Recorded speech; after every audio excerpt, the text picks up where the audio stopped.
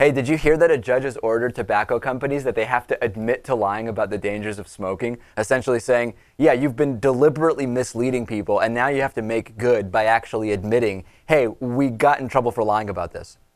This is wonderful.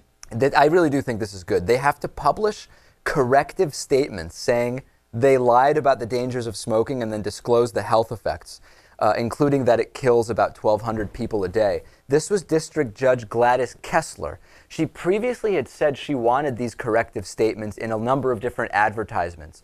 And this is the first time that she actually said, what will the statements say?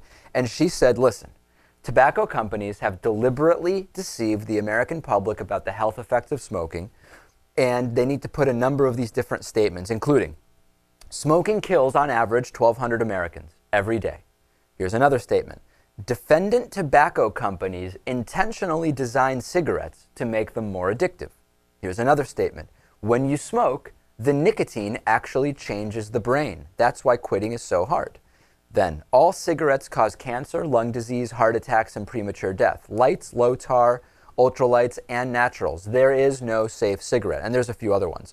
So I think that this is actually very good. This is kind of like, it's almost like the corporate version of when someone is forced to stand outside of the store they stole from with a big sandwich board saying, I stole from that store and I got caught or something. Yeah, this is the correct move.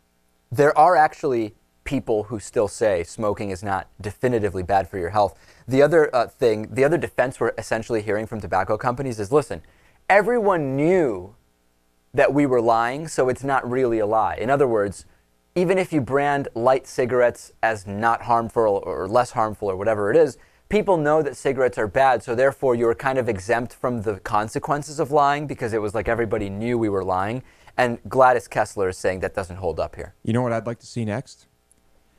Being able to charge someone with assault who blows cigarette smoke in your face. I don't think that's going to happen anytime soon. I hope we get there. The lack of intelligence on the part of the consumers, though, can't be an excuse for corporations to lie. I think that's the clear message. Indeed. All right. Book recommendation, made possible in part by A Fashion of Bastards, Joanna Louise Johnson's best-selling satire about the bizarre world of Washington's power players and their misuse of America's most precious natural resources. Find it on Amazon.com. People have been asking me for nonfiction recommendations, Lewis, because so far every book recommendation I've made has been a fiction recommendation. Right. This is one that I finally got the chance to read after one of the authors was a guest on the show. This is We're With Nobody, Two Insiders Reveal the Dark Side of American Politics. It's by Alan Huffman and Michael Regebian. And Alan Huffman was a guest on this program. Now, I had paid, kind of looked through the book quickly before having him on.